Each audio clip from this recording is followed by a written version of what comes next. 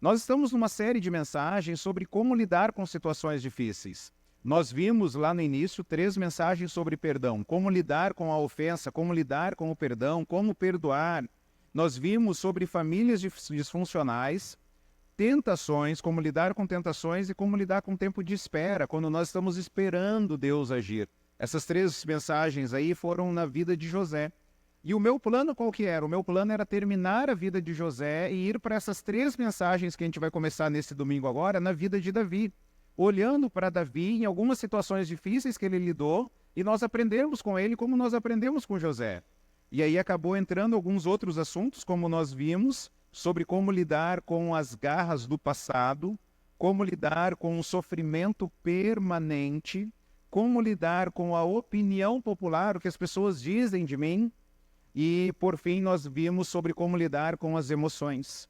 E hoje nós queremos começar, então, uma minissérie dentro dessa grande série sobre, olhando para Davi, algumas situações, de como que Davi encarou algumas situações difíceis e hoje como que ele lidou com a inveja, como que ele lidou com pessoas que estavam deliberadamente tentando prejudicá-lo, pessoas que estavam tentando usá-lo, como que ele lidou com essa situação. Então, abra sua Bíblia em 1 Samuel, capítulo 18.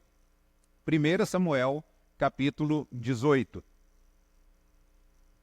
Se você olhar o capítulo 17, você verá que é um dos capítulos mais conhecidos, talvez pelas crianças, onde Davi vence Golias. Então, imediatamente após Davi ter vencido Golias, nós chegamos no capítulo 18. E é interessante, no livro de Samuel, quando você for ler o livro de Samuel, ele tem uma característica literária que é o contraste. É o contraste. Ele faz também comparações. Ele começa o livro falando de Ana e Penina. Ana não tinha filhos e Penina tinha filhos. Logo no início do livro, ele fala também sobre o sacerdote Eli, diante do Samuel que está em formação. Ele fala sobre os filhos de Eli, ele fala sobre os filhos de Samuel. O livro fala sobre Israel e sobre os filisteus. E especificamente naquilo que nós vamos ver hoje, esse contraste entre Saul e Davi. Davi ele é apresentado no livro como um homem segundo o coração de Deus. E Saul é apresentado como aquele que Deus rejeitou, aquele que Deus abandonou. Davi, no capítulo 17, ele é apresentado para todo o exército, não para a nação, mas ele é apresentado para todo o exército. O pai dele havia pedido para ele levar mantimentos aos seus irmãos, ele chega lá, fala, o que está acontecendo? Por que esse homem aí está desafiando o exército do Deus vivo? Por que ninguém foi lá e não resolveu, né, o problema? Então Davi, em nome do Senhor, vai lá e vence Golias. E assim ele é apresentado ao exército. O exército, então, olha, conhecemos agora esse jovem. Ele já havia sido ungido. E aí Davi, com isso, Davi agora vai para o palácio. Ele vai voltar junto com o exército para o palácio, para onde Saul residia e governava. Com isso, todos passaram a amar Davi. O povo amava Davi. O exército amava Davi. Jonatas, o filho do rei, vai amar Davi. Mical, a filha do rei, vai amar Davi. Todos amavam Davi. Mas não era o que estava acontecendo com Saul. Saul começou a não amar Davi. Ele gostava de Davi no início, mas no capítulo 18, daqui em diante, ele já começa a não gostar mais, nem amar a Davi. Então, na primeira parte aqui do capítulo 18, nós queremos ver aqui sobre a amizade de Jonatas e Davi. Versículo 1 até o versículo 4. Depois dessa conversa de Davi com Saul, surgiu tão grande amizade entre Jonatas e Davi, que Jonatas tornou-se seu melhor amigo. Daquele dia em diante, Saul manteve Davi consigo e não o deixou voltar para a casa do seu pai. E Jonatas fez um acordo de amizade com Davi, pois se tornara o seu melhor amigo. Jonatas tirou um manto que estava vestindo e deu a Davi com a sua túnica e até sua espada, seu arco e seu cinturão. Algumas informações importantes nesses versículos. Se você está com a versão revista e atualizada, ela foi traduzida a expressão aí que Jonatas amou Davi como a si próprio, certo? O que essa expressão tem a dizer? O que ela está transmitindo? Ela está transmitindo a ideia de lealdade. Lealdade. o verbo aqui tem uma conotação de ser leal. Essa expressão ela é atestada em outros contextos culturais, cartas antigas que são apresentadas que afirmam que cidades amavam determinado líder numa referência de lealdade. Em uma dessas cartas, por exemplo, o rei de Biblos, quando escreve ao faraó, ele afirma o seguinte: veja, a cidade, metade dela ama os filhos de Abide, Astirta, e metade ama o seu senhor, ama o faraó. Então, olha, perceba que nessa carta secular, o que eles estão dizendo? Olha, essas pessoas amam o faraó, ou seja, essas pessoas têm lealdade. Então, por isso que a Revista Atualizada traduz que Jonatas amou Davi, a ideia é de lealdade, porque é isso que o termo, o verbo, quer transmitir. Quando Jonatas vai morrer em combate, ele morrerá em combate, Davi afirma que a amizade de Jonatas era mais preciosa do que o amor de mulheres. E aí, quando você pega esse texto aqui, e aí junta o texto de 2 Samuel, capítulo 1, versículo 26, onde Davi diz que o amor de Jonatas era melhor do que o amor de mulheres, era mais precioso que o amor de mulheres, algumas pessoas entendem essas afirmações como um relacionamento homossexual entre Davi e Jonatas. Mas Davi deixa muito claro que a lealdade de Jonatas para com ele era mais forte do que a lealdade de mulheres para com ele. É isso que Davi está querendo falar. O texto não está ensinando sobre homossexualidade. Isso, as pessoas que veem homossexualidade nesse texto é porque elas leem o texto com lentes rosa, óculos rosa. Elas colocam óculos, ou melhor, colocam óculos no arco-íris, e aí começam a ler o texto com esse pressuposto.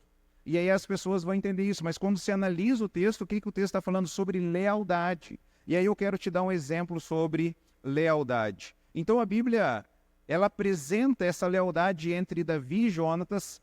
Tanto é depois que Jonatas morre, Davi manifesta esse hesed, ele manifesta esse amor leal, essa lealdade para com os descendentes de Jonatas, que é Mefibosete, onde aquele rapaz aleijado vai comer na mesa do rei.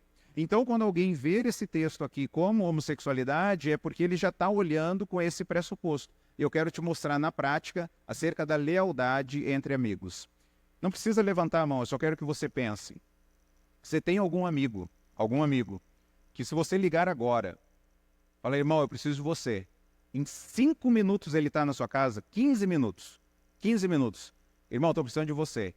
15 minutos ele chega lá, o que houve? Estou aqui, fala aí. Não precisa responder. Você tem alguém assim? Você é assim para alguém? Talvez você não tenha alguém perto, você lembrou de alguém que está a alguns quilômetros de você, está distante. Mas se você chegar para essa pessoa que talvez vai levar 1 dia de viagem, 2 dias, mas se você falar para ela, eu preciso que você venha agora, eu estou encrencado, e essa pessoa vai largar o que ela está fazendo para ir te socorrer e te ajudar. Você tem pessoas assim? Você faria isso por algumas pessoas? Se você respondeu sim, você sabe o que é lealdade. Graças a Deus, eu tenho pessoas que eu posso contar. Se eu pegar o telefone, irmão, eu preciso de você aqui, ó, hoje à noite. Eu preciso de você amanhã. Eu preciso passar aí na sua casa. Eu tenho pessoas com quem eu posso contar. Se você tem isso, isso é lealdade. É isso que Davi está falando, que Jonatas era um cara leal. Quando você estuda o livro de Samuel, você se emociona com as atitudes de Jonatas. E Jonatas era um cara... Olha, quando eu chegar no céu, eu quero conhecer Jonatas, gente. Jonatas era um cara incrível. Ele era o filho do rei, ele era o filho de Saul. Se Saul morresse, quem que assumiu o trono? Jonatas.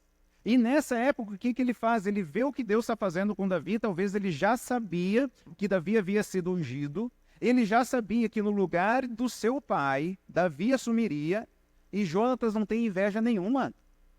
Jonatas, ele está se alegrando. Ele vê Davi, nossa, que bênção. Está aqui, ó, a minha espada. Está aqui o meu arco. Você dá a sua espada. Imagina que a gente está num contexto de guerra. E você tem lá uma arma para você se defender. E aí, de repente, você entrega isso para a pessoa, você fala, não, tá aqui, ó. E como você vai ficar, cara, eu dou um jeito. Mas eu sou leal, eu quero que você se proteja, eu quero que você se defenda. Então, Jonatas deu o manto, a túnica, a sua espada, seu arco, seu cinturão a Davi. Talvez o significado disso é que Jonatas sabia que Davi seria o sucessor e ele não está com inveja. Jonatas não está com inveja que Davi vai ficar no lugar dele. O fato de Davi permanecer próximo ao rei, nós vemos Jonatas, um amigo, se alegrando e participando da ascensão do seu amigo e não tendo inveja, nem tentando matá-lo, como seu pai vai tentar. Na sucessão natural, Jonatas seria então aquele que governaria, mas Deus havia escolhido quem? A Davi. Deus não havia escolhido Jonatas. E Jonatas lidou super bem com isso no coração. Irmãos, como é difícil para nós nos alegrarmos com quem está alegre, não é verdade? Porque aquilo que você tanto deseja, talvez um carro, talvez um emprego, talvez a saúde, talvez um relacionamento. E aí quando você olha para o lado, a pessoa chega para você toda feliz, né? Cara, você não sabe quantos dos irmãos, quantos de nós já não colocamos os nossos nomes para sorteios de carro. Quantos de nós? E aí você lá no fundo se alimenta uma certa esperança, né? Tomara que dê certo. Mas já pensou, você começa a fazer plano, se der certo, vai ser top, né? E aí você está lá, e aí tem alguém que talvez está numa condição melhor que você. E aí quem ganha o carro? É a pessoa, não é você. E a pessoa vem contar, nossa, você nem sabe o que aconteceu. Eu fui no mercado, fui no shopping, fiz lá a inscrição lá, fui sorteado, ganhei um carro, ganhei 5 mil reais. E mas quem estava em dívida era você, e você estava clamando a Deus por um milagre acontecer, o céu abrir, 5 mil cair na sua conta. Mas quem ganhou 50 mil, 5 mil, é o cara que ganha 50 mil por mês, você fala, Deus, eu estou ganhando 500 conto aqui por semana, é eu que precisava dos 5 mil, e é fulano que ganha. Jonatas era esse cara que tinha alegria com quem estava alegre. E nós precisamos aprender isso, se alegrar com quem está alegre e chorar com aqueles que choram. É muito mais fácil a gente chorar com quem chora. A tragédia. Mas nós devemos também nos alegrar com quem está alegre. Pô, irmão, que bênção, hein? Louvado seja Deus. Fico muito feliz que isso aconteceu na sua vida. Que Deus continue derramando bênçãos sobre você. Cada vez mais. Continue sendo fiel a Deus. Não é que você não está sendo fiel. É que Deus escolheu a outra pessoa. E não tem problema com isso. Então você consegue perceber que Jonatas era um cara diferenciado. E aí, continuando no texto, versículo 5, olha o que ele diz. Tudo que Saul lhe ordenava fazer, Davi fazia como? Como que Davi fazia? Com tanta habilidade ou sabedoria que Saul lhe deu um posto elevado no exército. Isso agradou a todo o povo, bem como aos conselheiros de Saul. Lembra, Davi não era ninguém, entre aspas, até aquele momento. Venceu Golias, Davi toma, Saul toma Davi, leva ele para o palácio. E tudo que Saul está pedindo para Davi, ele está fazendo bem feito. E aí o que Saul faz? Cara, esse cara é um excelente funcionário, nota 10, tem iniciativa, tem excelência, tem CEP. O que é CEP? Compromisso, excelência e paixão. Dá aqui as estrelinhas para ele, ele tem CEP, promoveu o cara. Todo mundo ficou feliz com isso. Davi tinha êxito no trabalho. Nós vimos que Davi foi ungido como rei de Israel e trabalhava com tanta habilidade para Saul que esse lhe deu um posto elevado então no exército. E interessante que ele está no palácio, interessante que ele está perto do rei, mas nós não vemos Davi pedindo o trono. Ele está cuidando, talvez, né? Acredito que isso não acontecia, mas só para a gente comparar. Davi, ele está feliz em lavar o banheiro do palácio e não de sentar no trono do palácio. Porque Davi, ele focava na sua missão. Davi não esperava ser servido, mas servia. Vamos repetir juntos? Davi não esperava ser servido, mas servia. Davi não dava trabalho, Davi trabalhava. E trabalhava com tanta excelência que foi tendo patamares cada vez mais altos. Saul deu um posto elevado no exército, todo o povo se alegrou, pois sabia que um trabalhador estava assumindo funções cada vez maiores. Se esse homem aqui Deus usou lá no campo de batalha, esse homem de Deus aqui vai nos abençoar aqui. Irmãos, eu fico muito triste, profundamente triste, quando alguém fala dos 40% do fundo de garantia. Os irmãos não têm noção de como isso me incomoda. As pessoas, elas ficam descontentes do emprego, e o que elas vão fazer? Me manda embora. Aí o que o chefe fala? Não está feliz, pede as contas. Não vou abrir mão dos meus 40%. Aí o que o pecador, a pecadora, aquela pessoa que está longe de Deus começa a fazer? Começa a trabalhar mal. Para quê? Para que seja mandado embora. E esses miseráveis dizem que são o quê? Filhos de Deus. Eles falam que seguem a Jesus. Eles falam que amam a Jesus, eles falam que vão na igreja, eles falam que seguem o padrão de Deus. E aí eles começam a abrir mão da qualidade do trabalho. Por quê? Porque eles estão pensando nos 40%. Eles estão vendendo a integridade, eles estão vendendo o compromisso, eles estão vendendo a excelência. E é por isso que muitas empresas, quando descobrem que o fulano é crente, não. Ele não pode fazer discriminação religiosa, mas ele pode escolher outro, não pode? Ele escolhe o outro. Eu já ouvi falar de empresas que às vezes o cara trabalhava tanto fora e não trabalhava bem na empresa, o cara falava, não quero crente aqui não, nem perto daqui. Não quero saber. Crente dá trabalho. Crente não trabalha em equipe, crente é fofoqueiro, crente fica resmungando. Irmãos, eu já mencionei isso. É triste às vezes, né? Quando lá em Atibaia falava assim, passar o facão na empresa. Eu não sei se fala isso hoje em dia, né? Vai passar o facão. Irmãos, é tão triste você ver uma enxurrada de crente naquele primeira leva lá. Os crentes não deveriam ser os últimos.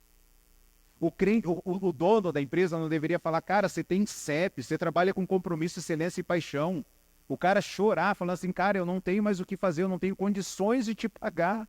Eu preciso te mandar embora, mas como eu queria que tu ficasse aqui. Mas aí ele precisa mandar embora porque ele está pensando na empresa. Não está vendo como uma chance de mandar embora. Davi trabalhava com êxito, Davi trabalhava tão bem. E não é porque ele queria o trono, não. Ele não pediu o trono. Ele sabia que Deus, no momento certo, daria o trono. Ele está trabalhando porque ele entende que ele está trabalhando para quem?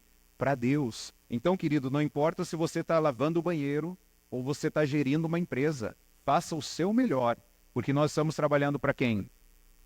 Para Deus. O nosso chefe é o Senhor. Isso deve gerar tranquilidade no seu coração e deve gerar temor também. Deus vê o que acontece. Se o teu chefe está cometendo injustiça lá, Deus está vendo. E Deus é o teu chefe. E deve gerar temor também, porque o teu chefe pode te aplaudir e Deus pode te reprovar. Porque ele sabe a motivação que você está fazendo. Então Davi trabalhava com êxito. Então eles estão voltando para a cidade, eles estão chegando na cidade, e olha o que acontece no versículo 6.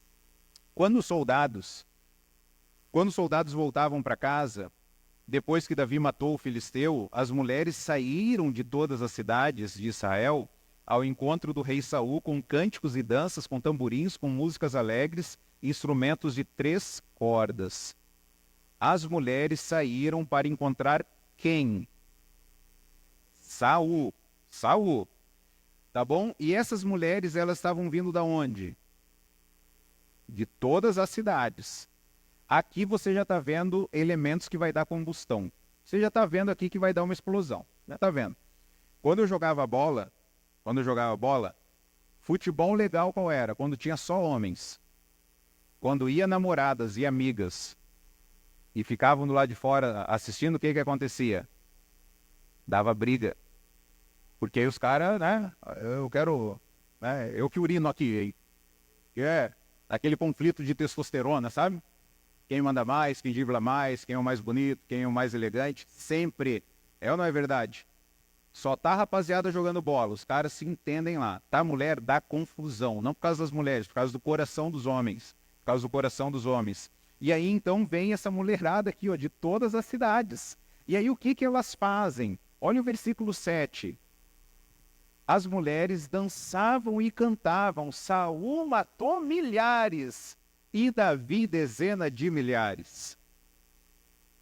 Olha a mulherada dançando e cantando. Saul matou milhares, Davi dezenas de milhares. Irmãos, versículo 8, Saul ficou muito irritado.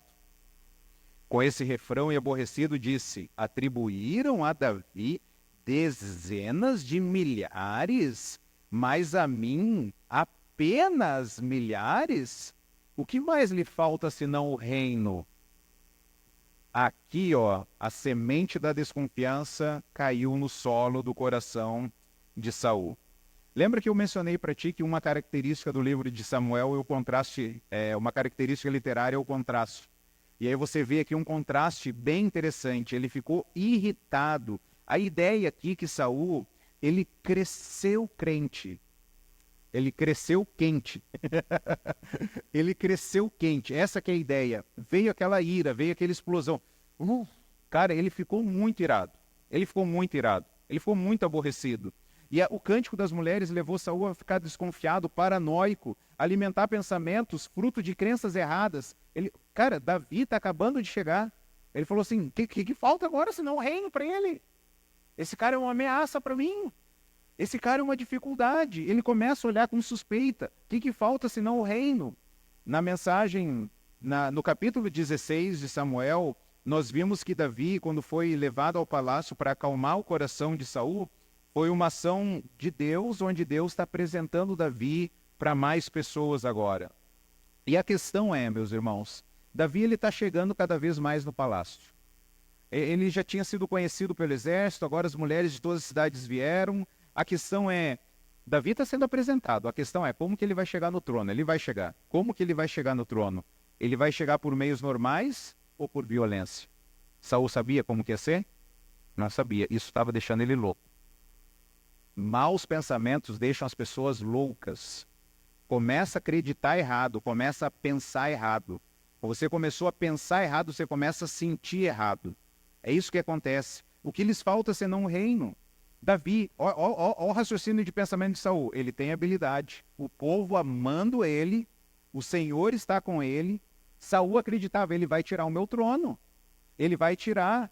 Ele acreditava que ele deveria receber mais louvor que Davi. Não, tá errado isso aí. Quem tem que receber mais louvor aqui nessa história toda sou eu. Ele deveria ser conduzido, Saul deveria ser conduzido por crenças verdadeiras, se alegrar com quem está alegre, se alegrar pela vitória que Deus concedeu, acreditar que nós estamos onde estamos porque foi Deus que nos colocou, e quando Deus não quiser que nós estejamos mais lá, Ele nos tira. E eu quero deixar uma lição aqui, e eu espero que você nunca mais esqueça dessa lição. Nunca mais. Não importa quem leva o crédito, desde que Deus leve a glória. Vamos ler juntos? Não importa quem leva o crédito, desde que Deus leve a glória. É trabalhar no nosso coração. Ah, vem um pregador aqui e prega melhor que o Anéas. E aí a igreja ama. Cara, não tem problema. Deus está sendo glorificado. Louvado seja Deus. Ah, fulano fez isso, e foi você que fez, mas fulano levou o crédito, não importa, Deus está sendo glorificado. Não importa quem leva o crédito, desde que Deus leve a glória. Não esqueça isso. Se você não conseguir ajustar isso no seu coração, você vai ter muita dificuldade. Eu coloco essa imagem aqui, que é um holofote com luzes, que eu lembro uma vez no seminário, onde a gente tinha uma colega que ela gostava de bastante atenção. Ela era muito agitada. E aí teve uma aula lá que ela estava muito agitada. Ela estava assim, estava meio descontrolada. Talvez a gente ia falar hoje em dia, você tomou alguma coisa? Você fumou alguma coisa? Ela não estava bem. E aí todo mundo olhando e percebendo, falou assim, cara, ela não está legal. Só que ninguém conseguia fazer a leitura do que estava acontecendo. Ninguém conseguia. O professor percebeu que ela não estava bem também. E aí uma hora, e todo mundo ficava assim meio olhando, mas ninguém falava nada. E uma hora o professor, fulana, o que está acontecendo contigo? Aí todo mundo, tipo, verdade, o que está acontecendo? Aí quando terminou, deu aquele silênciozinho assim, ó. Um colega meu disse a seguinte frase, dá um microfone para ela e joga a luz nela que ela se acalma. Irmãos, todo mundo deu risada. Porque falou, é exatamente isso. Joga a luz nela e dá um microfone para ela. E aí ela vai se acalmar. O que ela estava querendo? Atenção. Como ela não estava conseguindo, ela estava tentando de várias formas. Então nós precisamos aprender a lidar com a ascensão de pessoas. A pessoa vai subindo e, cara, é o reino de Deus. A pessoa está ganhando destaque. A pessoa está com o microfone, a pessoa está com a luz, a pessoa está com a vassoura, a pessoa está na liderança do ministério, a pessoa está exercendo isso, a pessoa está exercendo aquilo. Lidar com isso no nosso coração para que Deus seja glorificado. Mas eu batalho, eu faço, eu me esforço, e fulano está levando crédito. Se Deus estiver levando a glória, deixa, meu irmão. Deixa. Quem estava levando a glória ali? Olha, Deus foi glorificado. Davi deixa isso muito claro no capítulo 17. Ele fala, a batalha é do Senhor. Quem é esse incircunciso que está desafiando o Senhor dos Exércitos? Não era Davi. Davi era pequenininho, raquítico. Ele foi lá, tu está vindo para mim com espada, eu estou indo em nome do Senhor. Davi estava vivendo para Deus, Davi estava vivendo para a glória de Deus. Então nós precisamos entender isso, não importa quem leva o crédito, desde que Deus leve a glória. Uma vez eu ouvi, ou li, melhor dizendo, uma coisa que me cansa demais é picuinha. Gente, isso me cansa. Ai, eu falo assim, tanta coisa para fazer no reino de Deus, tem que ficar com a picuinha, assim, sabe? Isso cansa. E eu estava lendo um livro de liderança muito tempo atrás, e aí o autor citou um treinador de basquete. Ele disse o seguinte: não é difícil encontrar bons jogadores. O difícil é fazer bons jogadores jogarem juntos. Isso é ou não é verdade na igreja de Deus? Pessoas que estão focadas no reino. O difícil é dar entrosamento para essa galera. Não é assim na família? Você vê os seus filhos com potenciais incríveis, mas faz essa galerinha, você sai 5 minutos de perto deles, eles estão brigando. Não é verdade? Não é difícil encontrar virtudes nos filhos, o difícil é fazer eles se tornarem um time. Não é difícil encontrar bons funcionários, o difícil é fazer esses bons funcionários jogarem juntos. E na igreja da mesma forma. Então, nós precisamos entender isso, porque se nós não entendermos isso, irmãos, quando alguém chega do nosso lado e começa a ter ascensão, a gente, por que eles estão louvando, falando que eu só matei milhares e fulano está falando que derrubou dezenas de milhares? Aí a sementinha da desconfiança começa a entrar no nosso coração. Aí a gente começa, a pessoa vai fazer uma coisa, fulano fez isso por causa daquilo. Fulano não fez aquilo por causa daquilo outro. A gente começa a especular. Então, a partir desse momento, o versículo 9 deixa muito claro o que aconteceu. Daí em diante, Saul olhava com inveja para Davi. Um cântico, a partir daí, um cântico causou muito mal no coração de Saul. Ele começa a olhar com inveja. Não admito que alguém tenha mais glória que eu. E uma outra lição que eu gostaria de deixar, que a inveja começa quando eu paro de dar toda a glória a Deus para querer ter um pouco dela. Aí começa. Quando eu paro de dar toda a glória a Deus, eu começo a ficar com inveja. Alguém chega e fala assim, nossa, que habilidade boa que você tem, que casamento legal que você tem, que filhos bacanas que você tem, olha que habilidade empresarial boa você tem. E se você não dá glória a Deus, ali a inveja vai começar, porque você está se comparando como parâmetro agora. Você está tirando o foco de Deus e falar como que Deus me deu essas virtudes, que é tudo pela graça de Deus, eu vou começar, não, isso aí é porque eu me esforcei mesmo, isso aí é que eu batalhei mesmo. Quantos atletas a gente vê, né? Nas outras Olimpíadas, pelo menos eu não via isso.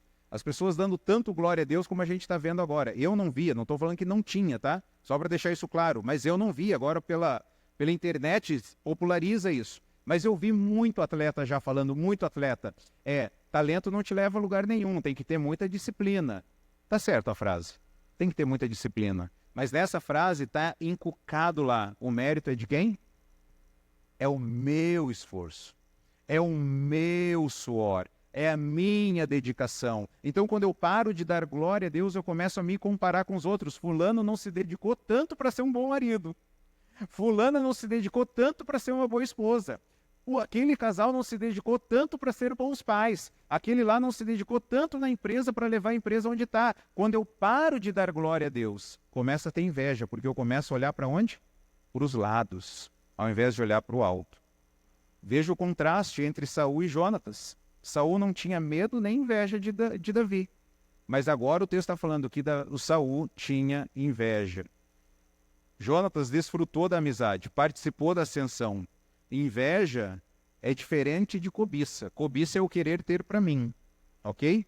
Inveja, eu não quero que o outro tenha. Olha como é feia a inveja. E aí volta lá naquela frase, não importa quem leva o crédito, desde que Deus leve a glória. Eu não quero nem que ele leve o crédito, eu quero o crédito para quem? Para mim.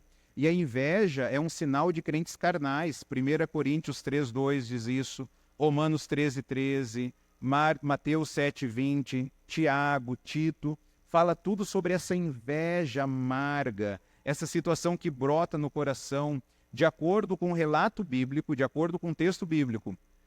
Aconteceu alguma coisa no coração de Davi? Ele falou, uau, sou bonzão mesmo, hein?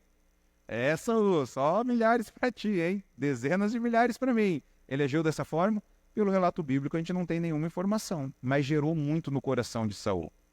gerou muito no coração dele. Inveja, irritação, medo, aborrecimento. Saul não queria que tivesse o nome de Davi na canção. Ele queria que tivesse só o nome dele. Quem fez isso? Eu fiz. Eu deleguei, eu permiti, eu dei a couraça lá, eu dei a armadura para ele. Saul queria toda a glória para ele. No capítulo 15, volta um pouquinho em Samuel, capítulo 15, versículo 12, marca esse texto aí na Bíblia, porque isso caracteriza a atitude de Saul. 1 Samuel 15, 12. De madrugada Samuel foi ao encontro de Saul, mas lhes disseram, Saul foi para o Carmelo. O que Saul foi fazer no Carmelo, gente? Onde ergueu um monumento em sua própria honra. Olha o miserável. Ele foi no Carmelo e ergueu um monumento na sua própria honra. Então era alguém que gostava de glória própria, e ele gostava de exaltação pessoal. Davi não. Davi sabia que a batalha era de Deus, a vitória quem tinha dado era Deus, ele não ficou orgulhoso. E um antídoto, quero dar um antídoto aqui contra a inveja. O que nós devemos fazer para nós não termos inveja? Sabe qual que é o antídoto? Servir. Quando você está focado em servir, cara, eu estou focado em cumprir a minha missão, você nem olha para os lados. Não importa se fulano está levando a glória, eu estou preocupado em servir. Isto fica feliz. O livro de Lucas fala que depois de nós termos feito tudo, irmãos, tudo, a gente fez tudo, terminamos de fazer o que a gente tinha que fazer, nós devemos dizer para nós mesmos, servos inúteis. Não fizemos nada além do que deveríamos. Então, se Deus nos usou de alguma forma, o mérito não é nosso, o mérito é de quem? É de Deus. Então, a lição é, quando for servir, enquanto estiver servindo, e depois de servir, dê toda a glória a Deus.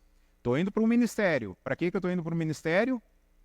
Para a glória de Deus. Estou servindo no ministério. Estou servindo para quê? Para a glória de Deus. Nossa, foi muito bom isso aí que aconteceu. Isso aqui é para a glória de Deus. Esse é o antídoto para nós lutarmos contra a inveja, é servir. Aí, irmãos, vai lá para Saul, agora vem o clímax aqui do Salmo, do 1 Samuel 18. Saul começou a olhar com inveja para Saul. Presta atenção no versículo 10 e 11. No dia seguinte, um espírito maligno mandado por quem? Por Deus, a gente já vai entender isso, tá? Apoderou-se de Saul e ele entrou em transe em sua casa.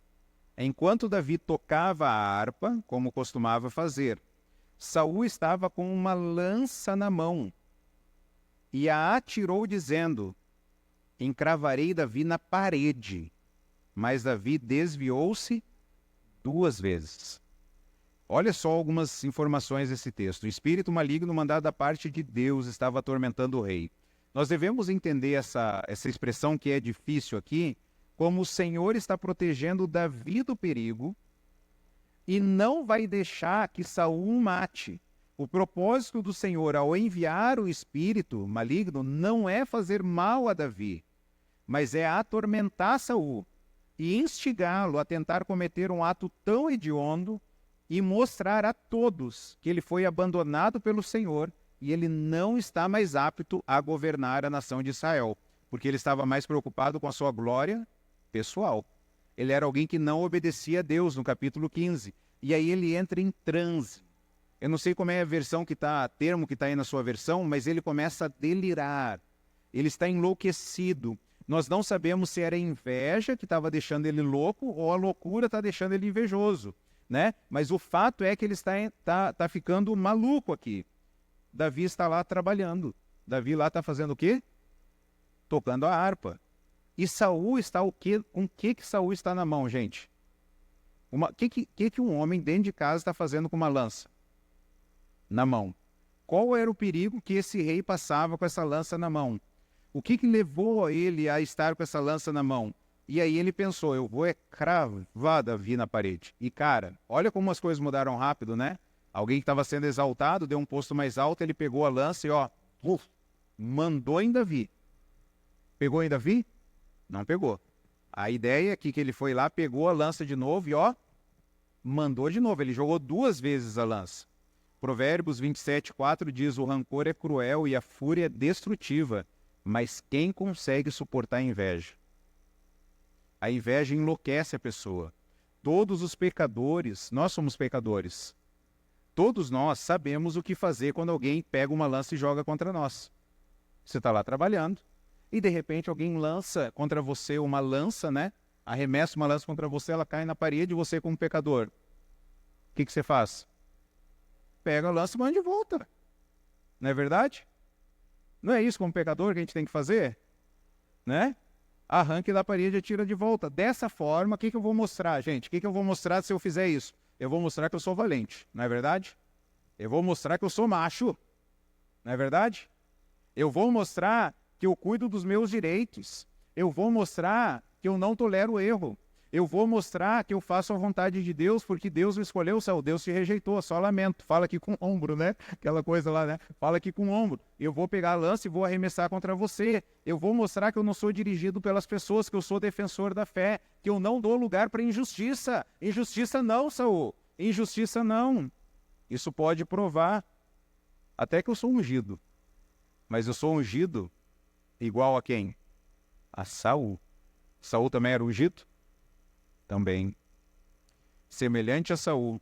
E daqui talvez alguns 20 anos, se eu pegar essa lança e começar a arremessar nas pessoas, daqui a 20 anos eu vou ser um especialista em arremessar lanças. Eu vou ser alguém completamente louco também. O que Davi fez?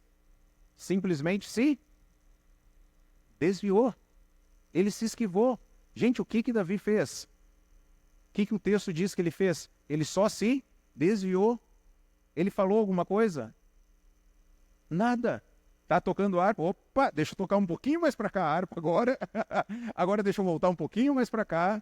Não sei o que Davi fez, mas o fato é que no texto fala que ele mostra, né, que ele não falou nada, ele ficou calado. Algumas lições que nós aprendemos aqui é muito interessante. Primeiro, o que nós devemos aprender aqui, né, com alguém que arremessa lanças? Algumas lições aqui foram tiradas daquele livro. Algumas lições foram tiradas do livro O Perfil de 3.6. Eu sugiro os irmãos lerem esse livro. Perfil de 3.6. É um livrinho pequenininho assim, ó. Sensacional esse livro. Se você lidera, se você está à frente da sua família, igreja, lê esse livro. Perfil de 3.6. Então, algumas lições. Primeiro, aprenda a desviar-se rapidamente. Está lidando com alguém que arremessa lança? Primeira coisa que você tem que aprender é desviar-se rapidamente. Segundo, finja que nada aconteceu. Não é verdade? Larari, larará. Finja que nada aconteceu. Fique com a boca fechada. Fique longe das pessoas que arremessam lanças. Jamais aprenda algo sobre a arte de arremessar lanças. Não aprenda sobre isso. E você aprender, você vai usar. Olho por olho, dente por dente. Sabe aquelas brincadeirinhas, né? A pessoa vai brincando, levando o outro à irritação, né? Não aprenda a cair nessa provocação, porque senão não vai ser algo bom que vai acontecer. Desse modo, as lanças podem até te atingir, mas não vão atingir o seu coração. Porque você não aprendeu sobre lanças. Pessoas com lanças na mão, geralmente são pessoas amarguradas. Pessoas que ficam sempre atacando os outros. Olha o que acontece no versículo 12 a 14. Versículo 12 a 14. Saul tinha medo de Davi porque o Senhor o havia abandonado e agora estava com... Saul tinha medo de Davi porque o Senhor o havia abandonado e agora estava com Davi. Então afastou Davi de sua presença e deu-lhe o comando de uma tropa de 1.000 soldados que Davi conduzia em suas campanhas. Ele tinha êxito em tudo o que fazia, pois o Senhor estava com ele. Olha o que Davi recebeu, ele recebeu a companhia de Deus. Saul tinha medo de Davi, Saul já tinha manifestado medo antes, e esses medos aqui de Saul eram medos injustificados. Ele tem medo das pessoas, tinha medo dos homens. Provérbios 29, versículo 25 diz: quem teme aos homens cai em armadilhas, mas quem confia no Senhor está seguro. Quem teme aos homens cai em armadilhas, mas quem confia no Senhor está o quê? Está tranquilo. Eu não preciso ter medo das pessoas. Eu não preciso ter medo de ser cancelado nesses dias. Por quê? Porque quando a gente morreu em Cristo, nós já fomos cancelados. Eu não tenho medo de entristecer alguém por falar a verdade. Não preciso ter medo de perder amigos e familiares pelo fato de amar mais a Jesus.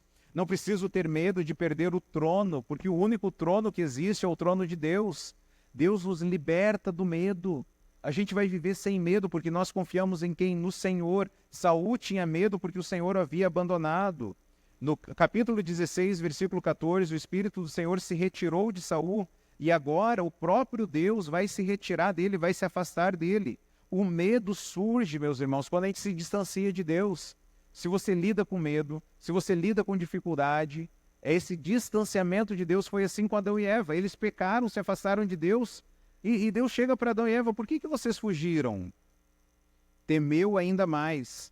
E o mesmo capítulo vai mostrar por 3 vezes que o Senhor estava com Davi. Saul tinha medo de Davi, por isso queria ir longe. E aí, enquanto isso, Davi recebe a confiança do povo. Versículo 15 e 16 diz, vendo isso, Saul teve muito medo dele, todo Israel e todo Judá, porém, gostavam de Davi, pois ele os conduzia em suas batalhas. Saul rejeitando Davi e o povo cada vez gostando mais de Davi. E aí ele vai receber agora oportunidades para se tornar genro. Olha o versículo 17.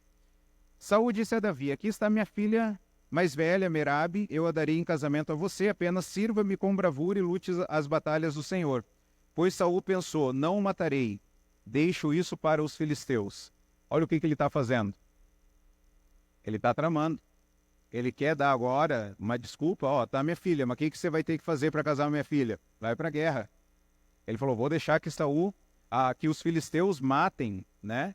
Versículo 18, Davi, porém, disse a Saul, quem sou eu e quem é minha família, o clã do meu pai em Israel, para que eu me torne genro do rei?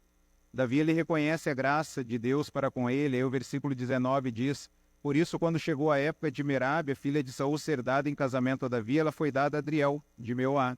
E olha que interessante, Saul já havia falado lá no capítulo 17, quem matar o Golias casa com a minha filha. E ele já não tinha dado a filha. Prometeu agora a primogênita, né? A filha mais velha, melhor dizendo, a filha mais velha dele. Também não deu. E aí no versículo 20 o texto diz, Mical, a outra filha de Saul, gostava de Davi. Quando disseram isso a Saul, ele ficou contente e pensou, eu darei a ele para que me sirva de armadilha, fazendo cair nas mãos dos filisteus. Então Saul disse a Davi, você tem uma segunda oportunidade de tornar-se meu genro. Então Saul ordenou aos seus conselheiros que falassem em particular com Davi, dizendo, o rei está satisfeito com você e todos os seus conselheiros o estimam. Torne-se agora seu genro. Quando falaram com Davi, ele disse, vocês acham que tornar-se genro do rei é fácil? Sou homem pobre, sem recursos. Quando os conselheiros de Saul lhe contaram o que Davi tinha feito, Saul ordenou que dissessem a Davi, o rei não quer outro preço pela... Presta atenção, o rei não quer outro preço pela noiva, além de 100 prepúcios de filisteus, para vingar-se dos seus inimigos. O plano de Saul era muito claro, era que Davi fosse morto pelos filisteus. Quando os conselheiros falaram novamente com Davi, ele gostou da ideia de se tornar genro do rei. Beleza. Por isso, antes de terminar o prazo estipulado, Davi e os seus soldados saíram e mataram quantos filisteus? 200, o dobro. Ele trouxe os prepúcios e apresentou-os ao rei para que se tornasse seu genro. Então Saul lhe deu em casamento sua filha Mical. Tá dando tudo errado para Saul aqui. Ele não gostava de Davi, agora a filha dele começa a gostar. Ele falou, mas beleza, aqui está a chance de se tornar o meu genro. O que eu vou fazer? Vou mandar ele para a guerra, e a única coisa, como o Davi já falou que é pobre, não tem como comprar aqui, né, os dotes da minha filha, o que eu vou querer? Apenas 100 prepúcios. O que é prepúcio? A pele do pênis. Imagina Davi indo para a batalha, galerinha, é o seguinte, eu quero casar lá com o rei, eu preciso pegar a pelezinha aí e entregar lá para o rei, beleza? Então os voluntários podem vir aqui. Você acha que é assim que aconteceu? Vamos para a guerra, irmão. Guerra, era inimigo. Foi lá e Saul tinha pedido quantos? 100. Em 100 mata Davi. Eles vão matar Davi. Davi, ele percebeu aqui que ele estava lidando com um cara lunático. Ele leva quantos? Gente, eu fico imaginando a cena. Davi chegando no palácio com uma sacolinha Larari, larará. Meu rei, meu senhor, tenho missão para entrar em sua presença. Trouxe aqui o seu presente, né? 200. Cara, eu fico imaginando. Claro que Davi não foi bobo aqui, né? Não foi bobalhão, não foi irônico aqui, né? Mas ele trouxe 200 prepúcios. Ou seja, Davi está sendo abençoado por Deus, protegido por Deus, e ele não caiu na armadilha, como José não caiu também, porque o Senhor estava com ele. O Senhor estava com ele, Deus o protegeu. E aí termina o capítulo, versículo 28, até o versículo 30, ele faz o resumo do capítulo. Quando Saul viu claramente que o Senhor estava com Davi e que sua filha Mical o amava, o que Saul deveria fazer? Baixar a guarda. Deus está com ele. Ok, mas o que Saul fez? Versículo 29. Temeu ainda mais e continuou seu inimigo pelo resto de sua vida. Os comandantes filisteus continuaram saindo para a batalha e todas as vezes que o faziam, Davi tinha ainda mais habilidade. Davi tinha mais habilidade do que os outros oficiais de Saul e assim tornou-se ainda mais famoso. Irmãos, o que nós aprendemos em todo esse capítulo 18 de Samuel? O que nós aprendemos é o seguinte: o Senhor protege os seus servos escolhidos e lhes concede êxito. Vamos ver juntos? O Senhor protege os seus servos escolhidos e lhes concede êxito. Apesar das tentativas de Saul matar Davi, o Senhor o protegeu e Deus concedeu êxito a ele. A ambição de Saul gerou inveja, gerou medo, gerou oposição em relação ao rei escolhido pelo Senhor. É fácil líderes sucumbirem à ambição egoísta, porque estão voltados para a sua própria honra, ao invés de glorificarem e exaltarem a Deus, são tomados de inveja, de medo com aqueles que estão em ascensão. E aquilo que nós vimos no início, não importa quem leva o crédito, desde que Deus leve a glória. Se Deus escolheu outro para ser mais famoso, mais reconhecido, mais usado, cara, se Deus está sendo glorificado, vamos louvar a Deus por isso, porque nós somos soldados, súditos do reino de Deus. E o nosso desejo qual que é? Deus, que nós sejamos simplesmente úteis no seu reino. Só úteis. Senhor, eu não quero ter uma vida sendo vivida para mim. Eu quero chegar no final da vida e poder dizer: Deus, combati o bom combate. Estou cheio de tiro, estou aqui todo cheio de cicatriz, mas lutei a batalha que o Senhor queria, eu fiz a vontade do Senhor. Nas situações difíceis, meu irmão, Deus está olhando para o nosso coração. Deus está olhando para como que a gente vai lidar com a inveja, como que nós vamos lidar com a loucura das pessoas, como que nós vamos lidar com as tentativas de prejuízo. Saul tentou matar Davi, o enganou, o usou como tiro ao alvo, mas só serviu, irmãos, tudo isso para fazer de Davi um homem espiritual. Você consegue perceber isso? Quando Saul morreu, a gente já tem evidências aqui que ele era um cara, em alguns momentos até possesso, era um cara louco, era um cara invejoso, era um cara que tinha medo, era um cara que vivia para sua própria honra.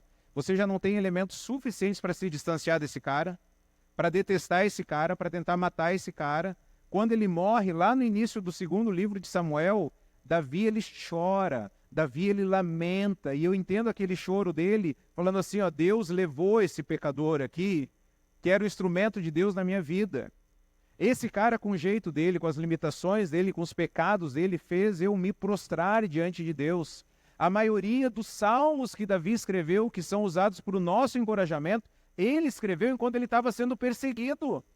E isso nos encoraja hoje. Davi entendeu isso. O problema não é Saul, o problema não são as pessoas.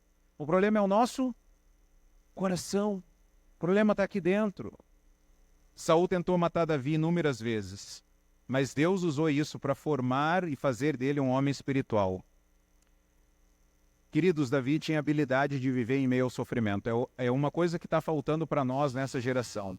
Nós não temos habilidade para lidar em meio ao sofrimento. A gente desiste, a gente foge, a gente pega a lança e joga de novo. A gente está no olho por olho, dente por dente, vai bater, eu vou bater também. Vai, tenta, irmão, tenta para ver o que vai acontecer. A gente não está nessa geração. Nós precisamos aprender a lidar com o sofrimento. Nós precisamos aprender a lidar com a injustiça, com os ataques, com as críticas. Como que você reage a situações difíceis? Deus usou um insano na formação de um homem espiritual. Você acha que Deus não está usando pessoas na sua vida também? Você acha que aquela pessoa que você está pensando agora, falando assim, cara, aquela pessoa é uma encrenca. Pensa numa pessoa que é difícil. Pensa numa pessoa que é complicada. Você acha que Deus não está usando ela para te formar num homem espiritual, numa mulher espiritual? Então, nós precisamos nos acostumar com as pessoas que Deus colocou ao nosso redor, porque Deus é soberano, Deus é sábio, Deus é amoroso. O que nós devemos fazer? Através de Jesus Cristo, nós devemos olhar a nossa condição e reconhecer, Senhor, eu estou longe até de quem é Davi aqui. Quanto mais Jesus, Deus, estou longe demais, eu me iro demais com as pessoas, eu me revolto demais com as pessoas, eu pego as lanças e lanço de novo nas pessoas. Deus, eu preciso perdoar, eu preciso entender que o Senhor está usando essas pessoas, essas tranqueiras na minha vida. E elas vêm e falam mal, e elas vêm e falam alto, elas vêm e nos ofendem. E aí a gente entender, cara, Deus só está usando ela, essa pessoa, para Deus tirar impurezas do meu coração. Então, através de Jesus, eu vou olhar para quem eu sou um pecador, carente, necessitado da graça do Senhor. Eu vou me arrepender dos meus pecados. E o principal é, eu vou confiar que Deus tem um plano ao permitir essa pessoa na minha vida. Você lembra da época que a gente andava de ônibus? E hoje em dia quase todo mundo tem carro, né? Tem Uber, tem um monte de coisa. Mas lembra quando era ônibus para todo lado? Aí você sentava do lado de alguém inconveniente, e a pessoa abria as pernas lá, e aqueles ônibus que só tem uma coisa aqui no meio, aí a pessoa já descia, botava o braço e ainda... Você já ficava no cantinho, já não quer incomodar. A pessoa, além de usar o braço ali, avião, né? Os aviões tudo pequenininho, a pessoa põe o braço lá ainda se... É aquelas pessoas espaçosas, sabe? Às vezes Deus coloca essas pessoas espaçosas na nossa vida e a gente não é a gente que decide quando elas vão embora, tá? Não é nós que decidimos quando elas vão embora. Não é a gente que decide, ó, piloto, pousa aqui que vai descer uma encrenca aqui. É Deus que toma conta, é Deus que decide, porque é Deus que envia as pessoas, é Deus que leva as pessoas. Se Deus usou Saul para formar em Davi um homem espiritual, quanto mais nós que lidamos com pessoas também difíceis. Então, pela fé em Jesus, confie na graça de Deus. Lições finais aqui. Como Davi, foque no seu trabalho. Pela fé em Jesus, pare de olhar para os lados. Só foca na sua missão. Pare de ter inveja das pessoas e não se preocupe se as pessoas estão lançando lanças sobre você. Porque aí se elas estão lançando lanças sobre você, aprenda a se desviar. Fica de boca fechada, faça o seu trabalho. E principalmente, mantenha sempre a sua confiança em Deus. Porque se você manter a sua confiança em Deus, quando Deus levar essas pessoas, o que você vai fazer? Você vai até lamentar. Porque você vai ter perdido o instrumento de Deus, que Deus provocava melhorias no seu caráter. E aí você não vai odiar a pessoa. Você vai ter dó, vai ter compaixão dela, você vai amar ela e vai falar, puxa, que pena. Queria ainda ter restaurado o meu relacionamento com ela. Mas restauração não depende só de você. Restauração depende sempre de duas pessoas. Mas perdoar é só você perdoar. Então que Deus nos ajude a entendermos que Deus usa as pessoas e a lidarmos bem com essas situações difíceis que chegam até nós. Amém? Senhor, tenha misericórdia de nós e nos ajude a aprender a confiar em Ti nos momentos difíceis. Davi era alguém que lidava bem aqui com as situações adversas e que a gente consiga aprender também a lidar com essas situações, a amar as pessoas, a focar no nosso trabalho, nos dedicar a fazer aquilo que o Senhor nos mandou fazer. Mas sempre e acima de tudo, confiarmos em Cristo, sabendo que o Senhor tem um plano maravilhoso para a nossa vida e tem um plano para as pessoas também. A gente lembra alguns nomes agora, de pessoas difíceis, mas pessoas que foram criadas pelo Senhor e pessoas que estão dentro da sua vontade e que o Senhor tem um plano para elas, como tem um plano para nós também. Então nos ajude a não ficarmos revoltados, cismados, obstinados, suspeitando, desconfiados. Senhor, tira isso de nós em nome de Jesus, Senhor. Tira isso de nós, tira dessa igreja, Senhor, isso. Tira do seu povo, tira qualquer inveja. Pai, que cada um possa cumprir a missão que recebeu do Senhor e juntos trabalharmos para promovermos o reino do Senhor, porque a batalha é do Senhor. Davi deixou isso muito claro, a batalha é do Senhor.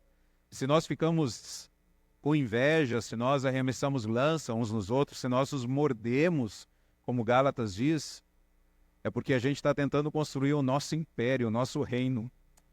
E nós não somos nada, nós somos súditos do reino de Jesus. Então nos ajude a edificar o seu reino, a trabalhar no seu reino. O Senhor está edificando a sua igreja, então nos ajude simplesmente a sermos úteis, a trabalharmos e não darmos trabalho, a servir e não esperar ser servido. Tenha misericórdia de nós. Levante mais pessoas para servir, levante mais colaboradores, levante mais voluntários, levante pessoas, ó Pai, que possam cumprir as suas missões que o Senhor tem nos dado e que o nome de Jesus seja sempre engrandecido. Ó Pai, e o Senhor esteja trabalhando no coração daqueles que talvez a semente da desconfiança chega, como chegou no coração de Saul, talvez a inveja, que o Senhor esteja guardando o nosso coração para a sua glória. Que nenhuma raiz de amargura brote em nosso meio e cause contaminação, mas que nós sejamos um povo separado, santo, dedicado à prática das boas obras. É no nome de Cristo Jesus que nós oramos. Amém. Amém. Vamos louvar ao Senhor com mais uma canção.